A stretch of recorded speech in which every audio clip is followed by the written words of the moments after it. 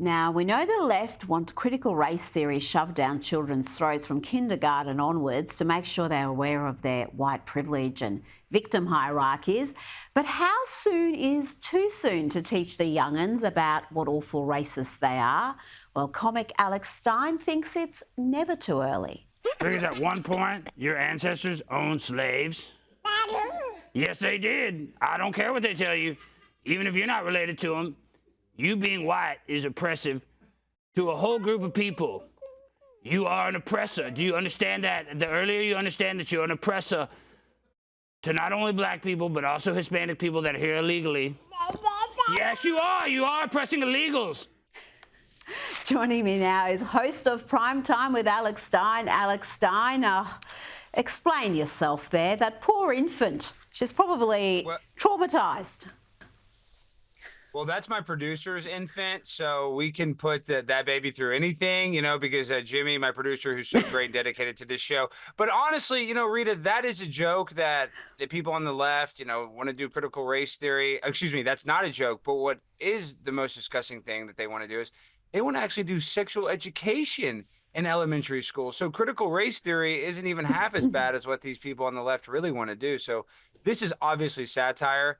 And, you know, it went semi-viral on Twitter because people were just laughing and mocking it, because this is sadly the real truth of what's happening here in America is people are being indoctrinated. Children are being indoctrinated at a very young age.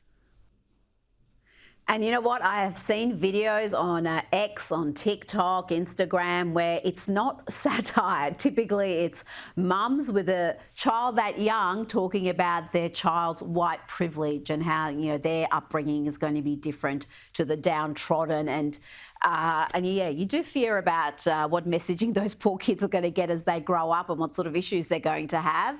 Now, more frivolity. Well, I hope it's frivolity. I'm not exactly sure. This is a man I think you know, or at least know of. Maybe you can tell me if this is genuine or a massive troll. Here is former Bachelorette star Josh Seiter, who now identifies as a woman, and a woman that supports Palestine as part of the Trans People for Palestine movement.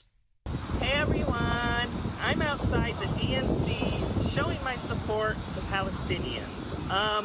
I know if I was in their country, they would accept me with open arms, so I just want to do the same here. So tell me, is this satire or genuine lefties losing at content? What is it?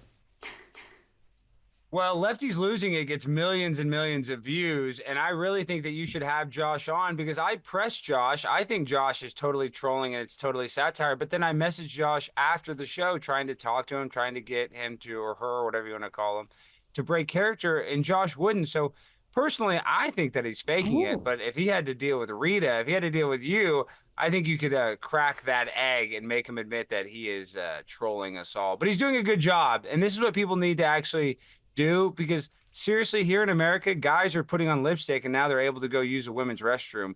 That's disgusting. You know, we need some rules, and we need to, I guess, bring back a country that stands up for women's rights instead of men using women as a caricature. Yes, there is a lot of that happening. Now to more serious matters, with the Associated Press wanting their readers to be outraged at Donald Trump's suggestion that Kamala Harris was in any way involved with the chaotic Afghanistan withdrawal. But it's not a suggestion, Alex.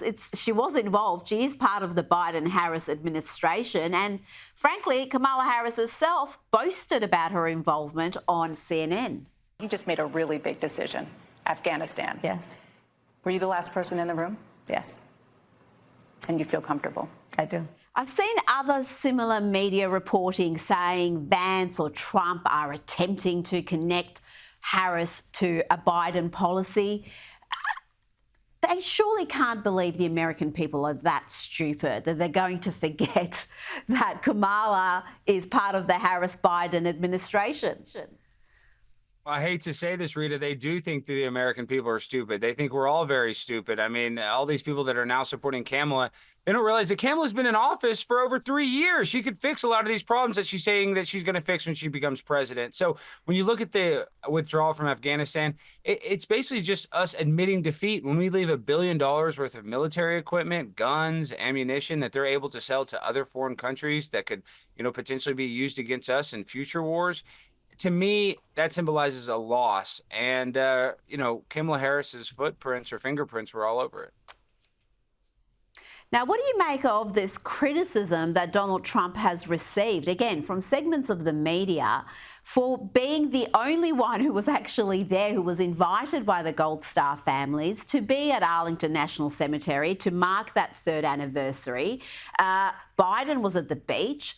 Harris just released a statement. She wasn't invited. They didn't want her there. They didn't want Biden there. The Gold Star families wanted Trump there. And yet now he's being absolutely slammed for posing with photos with some of the family members. Yeah, they're getting mad that Trump gave a thumbs up, and that's his signature move. And they're trying to say that that's somehow disrespectful, yet he was the only president there. So that's how crazy these people are. They're grasping at straws to try to demonize Donald Trump any way possible. And anybody that has half a brain realizes that that is all just bias and political garbage and nonsense. Absolutely. Now, Kamala Harris will finally sit down for an interview. Well, sort of. It's going to be with CNN, a very friendly interviewer. It's going to be pre-recorded, which is my biggest issue with it. I want it to be live. And also, Tim Walz is going to be there by her side. I mean, this isn't exactly displaying strength and confidence, is it? I mean, surely with a very friendly pro-Democrat journalist on CNN, she could at least do a live interview. Well, we definitely deserve a live interview because if you look at the DNC, I'll be honest, when she read her speech, she did a pretty good job. But anybody that has any public speaking skills can usually read a speech. It's much harder to try to improvise what you want to say. And Kamala Harris has no ability to improvise whatsoever. Now, earlier in the program and all week, really, we've been talking about Mark Zuckerberg, the boss of Facebook and Instagram, finally admitting the extent of how the Biden-Harris administration and the FBI censored posts online, everything from jokes to very much factual information about the Biden family's dodgy business dealings and what was revealed in Hunter Biden's laptop.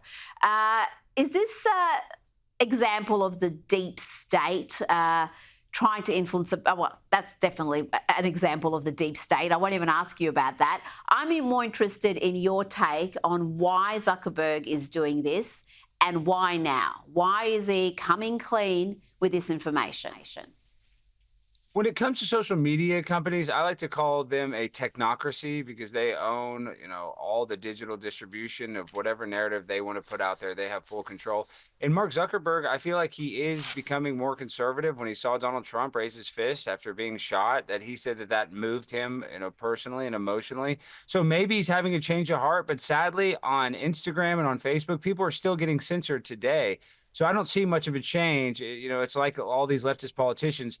They talk a big game, but they talk the talk, but they don't walk the walk. And I hope Mark Zuckerberg will actually, apologize and say, listen, I should not have kicked Donald Trump, a president, off of our social media platform. That was wrong.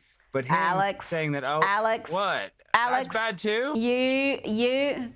Well, Josh Hammer said pretty much the same thing on Monday, and I think Zuckerberg has fooled him and you and many others. I think this is just purely self-interest, self-preservation. He knows if there's a second Trump term, they're going to come for big tech. Vance has got a big project in this area. He wants to break up some of those virtual monopolies and actually have some accountability for the sector. And I think he's just trying to save his skin because he was complicit in this. The man donated $400 million of his own money in 2020 to fortify the election. So, Alex, we will disagree on that one, but always a pleasure. Rita, you are right. I can't debate you on that. You're 100% correct. I just want to hope and pray that Mark Zuckerberg is getting red pilled and becoming more conservative. But you are correct 100%.